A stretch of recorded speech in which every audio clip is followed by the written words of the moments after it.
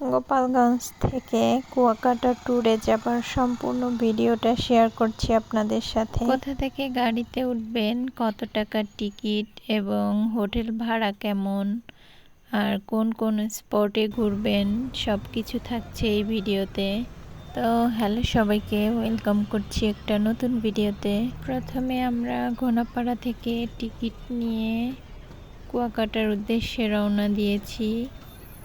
যাবার পথে বরিশালে কিছুটা সময় যাত্রা বিরতি করে অবশেষে আমরা সন্ধ্যায় কুয়াকাটা পৌঁছাই। বাস থেকে নেমে আমরা অটোতে করে হোটেল পর্যন্ত আসি। আমাদের রুমটা একদম বিচের সাথে ছিল। মধ্যম মানের একটা হোটেল আমরা বুকিং নিয়েছিলাম। ভাড়া একটু কমই ছিল, যেহেতু অফ সিজন তাই ভাড়া একটু কম। 1500 করে পার ডে ভাড়া ছিল আমাদের হোটেলটা। আমাদের রুমের পাশেই একটা মন্দির ছিল।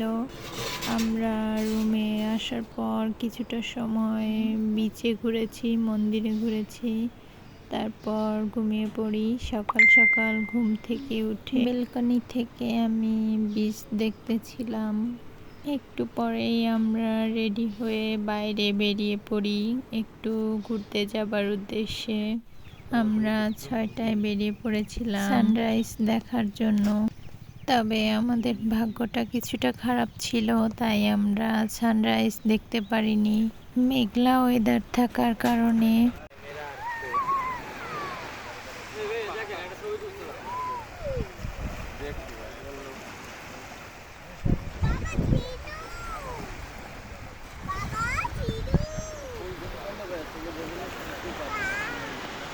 তবে বিচের পাশ দিয়ে আমরা বাইকে করে অনেক পথ ঘুরেছি। দোলনা পয়েন্ট, ঝাউবন, লাল কাঁকড়ার চর, অনেক দূর পর্যন্ত ঘুরেছি আমরা।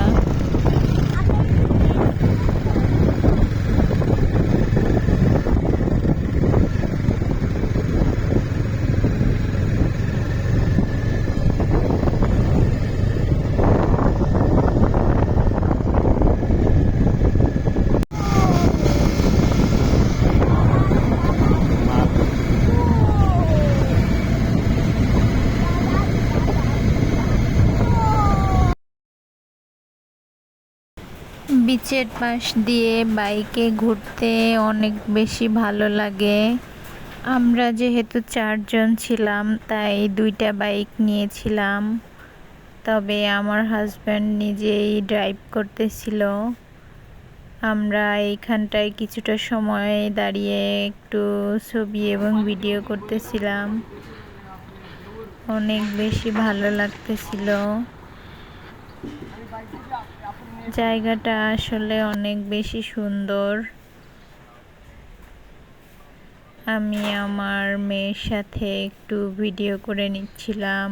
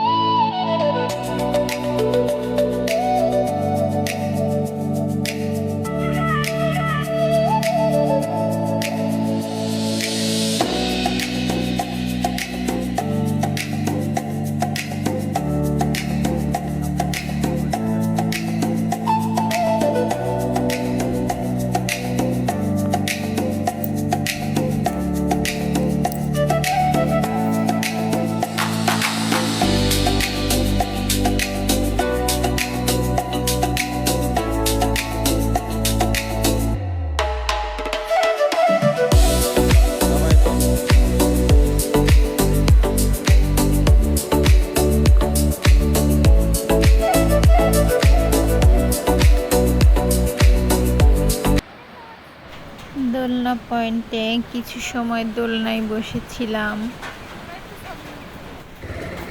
পরবর্তীতে আমরা আবার লাল কাঁকড়ার বিচের দিকে রওনা দিয়ে দিলাম। ওখানে যেতে বেশ অনেকটা সময় লাগে। এখানে এসে আমরা আবার একটু ভিডিও করছিলাম। অনেক সুন্দর। আর এটা ছিল একটা মরা বন। এখানে ছবি এবং ভিডিও অনেক বেশি সুন্দর আসে।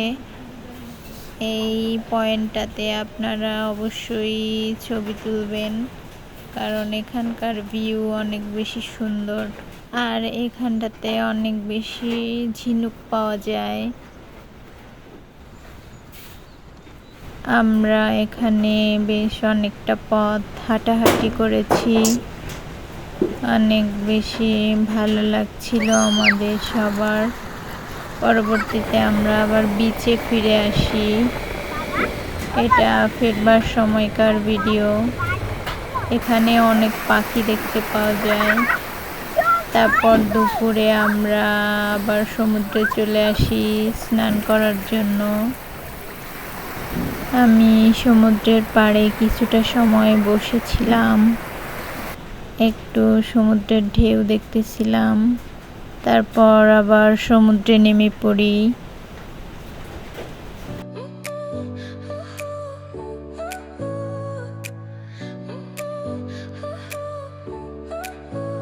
Your smile lit up like a sunrise glow. Touch so soft where the seasons flow. We met where the stars take their flight. Every moment with you feels just right. Whisper your name in the rush of the breeze. Love like an ocean rippling with ease. Heartbeats sinking.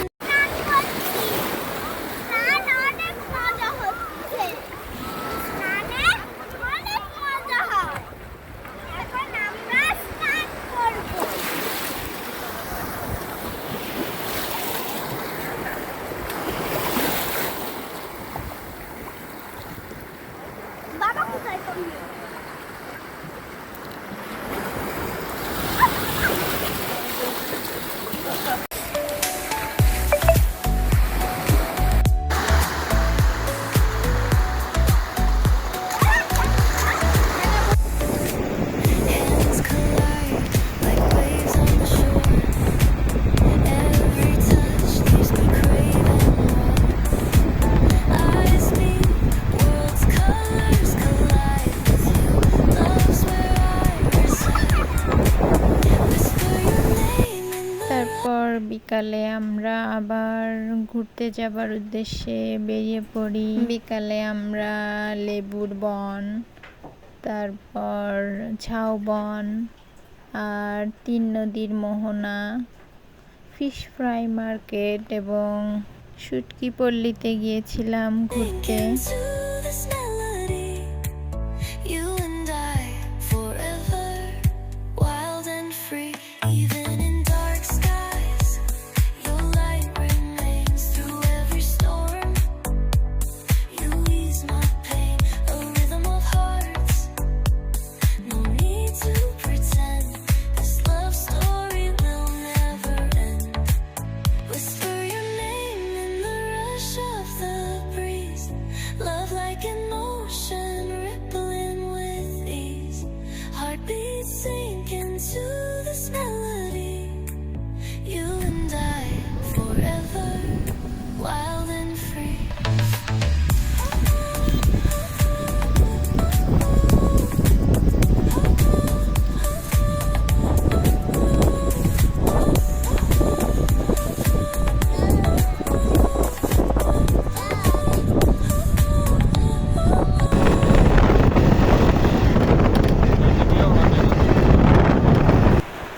অবশেষে আমরা শুটকি পল্লীতে এসে পৌঁছেছি। এখানে fish fry মার্কেটও আছে। আমরা আমাদের পছন্দ মতো ফিশ ফ্রাই খাবো এখান থেকে। অনেক বড় বড় মাছ এগুলো শুটকি করে রেখেছে। আর আমি শুটকি খেতে খুব বেশি পছন্দ করি না, তাই শুটকি নেওয়া হয়নি।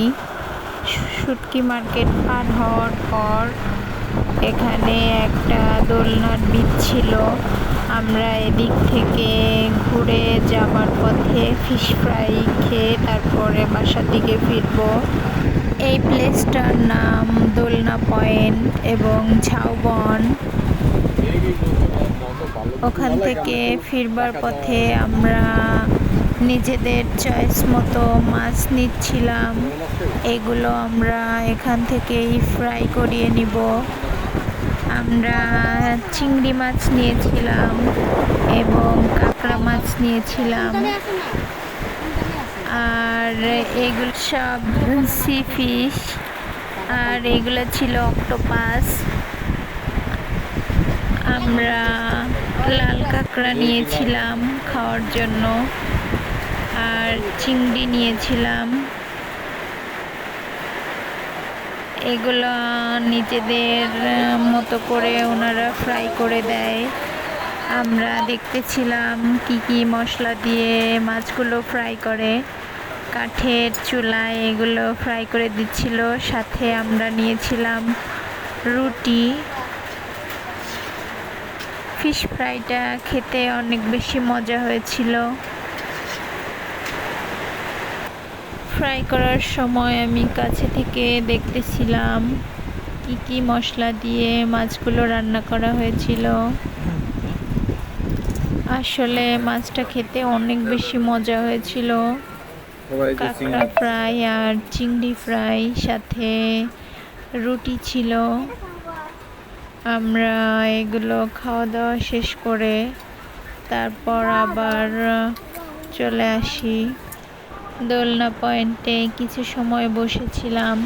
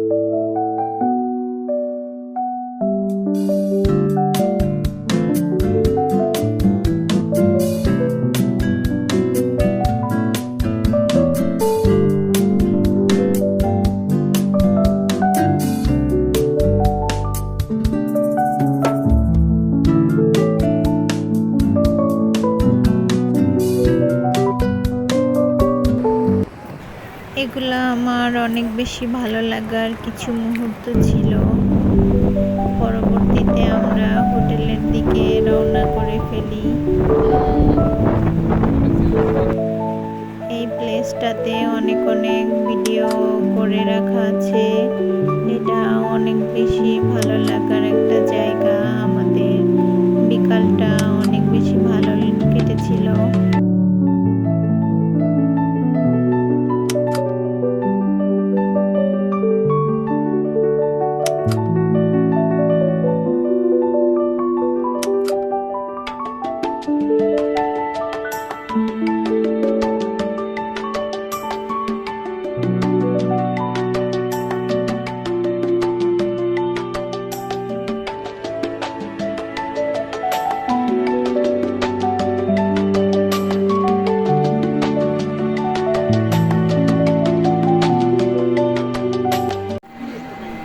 পরবর্তীতে রাতে ডিনার করার জন্য আমরা কাচ্চি ডাইনে চলে আসি। এখানে মোরগ পোলাও অর্ডার করা হয়েছিল। খাবার রেডি হতে মোটামুটি সময় লাগতেছিল। আমরা কিছু সময় বসে গল্প করতেছিলাম। এখানকার খাবারটা অনেক বেশি মজা ছিল। আপনারা কুয়াকাটা গেলে অবশ্যই কাচ্চি ডাইনের থেকে খাওয়া দাওয়া করবেন। এটা ছিল পরবর্তী দিন সকালের ভিডিও। আমরা সকালবেলা আবার বেরিয়ে পড়েছি বিচে যাবার উদ্দেশ্যে। বেশ অনেকটা সময় আমরা বিচে ঘোরাঘুরি করেছি এবং ভিডিও করেছি। অনেক বেশি ভালো লাগছিল এই টাইমটাও সানরাইজ দেখার জন্য। আজও আমরা একটু বেশি সকালে বেরিয়েছিলাম।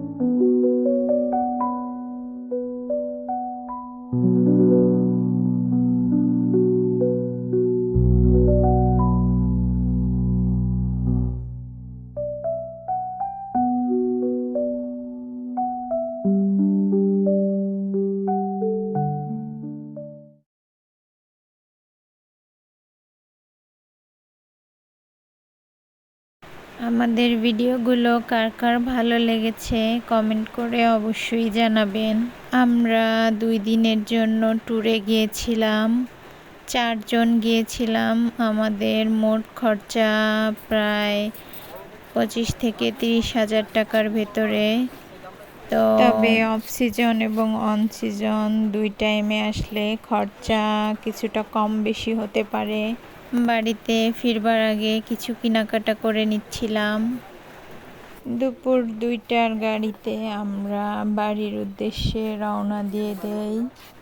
গোপালগঞ্জ থেকে কুয়াকাটা পৌঁছাতে আমাদের সময় লেগেছিল 7.5 ঘন্টা, আর বাড়িতে ফিরবার সময় আমাদের সময় লেগেছিল 6.5 ঘন্টা। যাবার সময় কিছুটা জ্যাম ছিল আর রাস্তায় কাজ চলছিল, তাই একটু বেশি টাইম লেগেছিল।